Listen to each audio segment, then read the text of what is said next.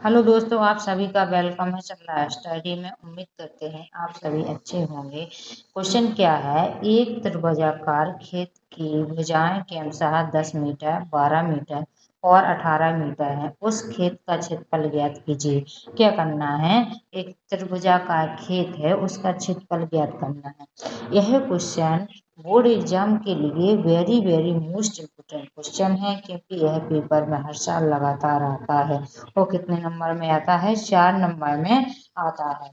तो इसको बड़ी आसानी से सॉल्व करना सीखेंगे। सिर्फ आपको वीडियो के लास्ट तक बने रहना है। और इससे पहले आपसे एक रिक्वेस्ट है कि जो छात्र चैनल पर पहली बार आए हैं, सब्सक्राइब कर लीजिए तथा बेल आइकन को भी प्रेस कर लीजिए, ताकि आने वाली वीडियो का नोटिफिकेशन समय समय पर मिलता रहे। वीडियो अच्छी लगे तो एक लाइक करना, कमेंट करके बताना वीडियो कैसी लगी है। तो क्वेश्चन क्या गया, त्रिभुजाकार खेत की भुजाएं तो दी गई हैं, और खेत का क्या करना है, क्षेत्रफल ज्ञात करना है। तो जिस प्रकार त्रिभुज का जो त्रिभुज होता है उसका क्षेत्रफल ज्ञात करते हैं, उसी प्रकार क्या करेंगे, त्रिभुजाकार खेत का भी क्षेत्रफल ज्ञात करेंगे। तो सबसे पहले क्या बना लेते हैं, एक त्रिभुज बना लेते हैं। ठीक है ना, ठीक है ना बच्चों, ये त्रिभुज एक बना लिया गया है।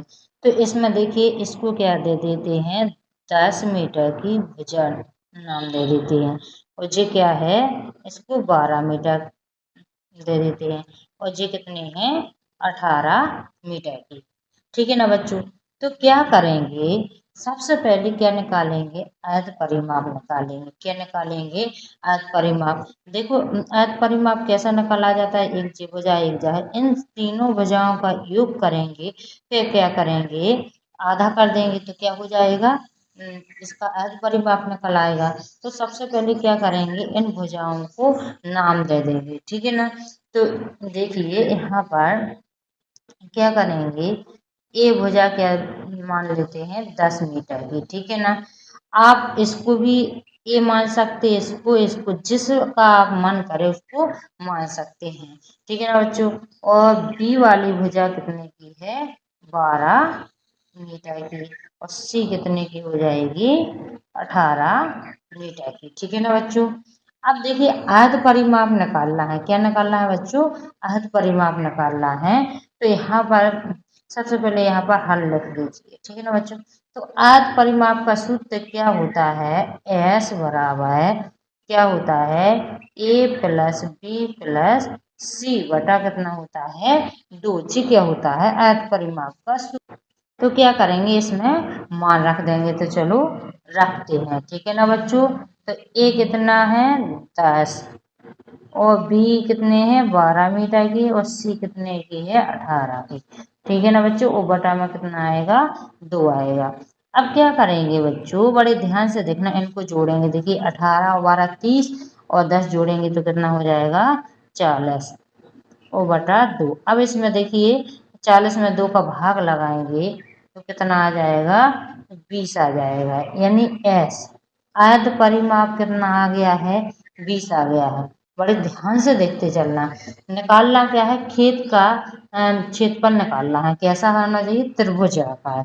तो देखिए, त्रिभुजाकार खेत का क्षेत्रफल क्या होता है, इसका सूत्र लिखते हैं। यहाँ पर क्या लिखेंगे बच्चों, त्रिभुजा कार खेत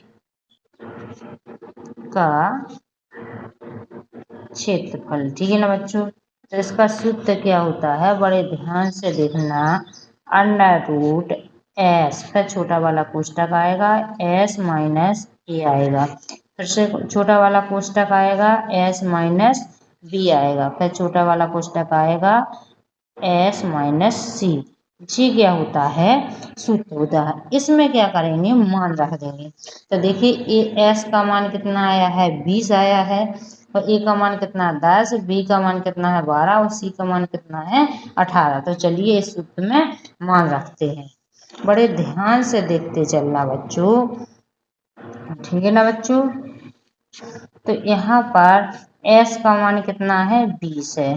तो यहाँ पर s का मान कितना है, 20, और a का मान कितना है, 10 है। ठीक है ना बच्चों। s का मान कितना है, 20, और b का मान कितना है, 12। और यहाँ पर S का मान 20 और C का मान कितना है 18। ठीक है ना बच्चों, बड़े ध्यान से देखते चलना, आपको सब समझ में आएगा। ठीक है ना बच्चों, तो यहाँ पर क्या करेंगे, अब इसको सॉल्व करेंगे। तो देखिए यहाँ पर जो 20 सेम रहेगा, अब इस कोष्टक को सॉल्व करेंगे तो 20 में से 10 जाएगा तो कितना बचेगा 10 बचेगा। अब देखिए 20 में से 12 जाएंगे तो कितना बचेगा बच्चों, और यहाँ पर गुणा रहता है, इस कोष्टक के यहाँ पर क्वेश्चन नहीं है तो यहाँ पर गुणा रहता है। ठीक है ना बच्चों, तो 20 में से 12 जाएगा तो कितना बचेगा 8 बचेगा। तो यहाँ पर 20 में से 18 जाएगा तो कितना बचेगा 2 बचेगा।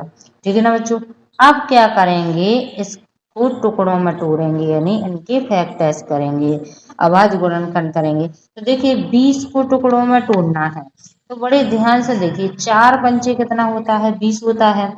तो देखिए 2 गुणे 2, तो 2 दूनी कितना हो जाएगा 4, और कितना हो जाएगा 5, तो 5 दूनी 10 और 10 दूनी 20 हो गया ना, 20 को टूट गए, अब 10 को तोड़ना है।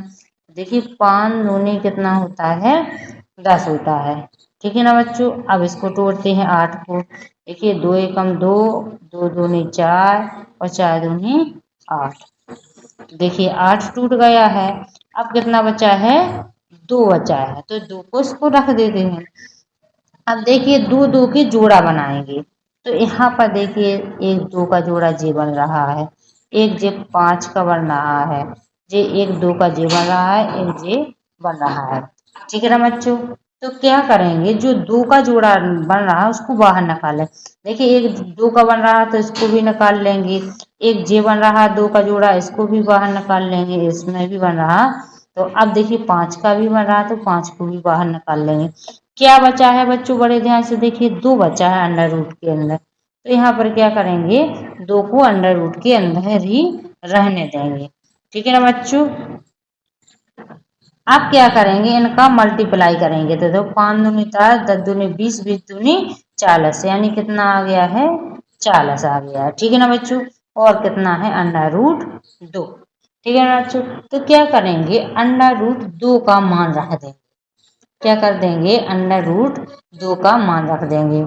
अगर देखिए इसको भी आंसर आप मान सकते हैं कितना मीटर स्क्वायर, और इसका मान भी रख देंगे, इसका भी क्या होता है अंडर रूट 2 का मान कितना होता है बच्चों, बड़े ध्यान से देखिए 1.414 ये होता है।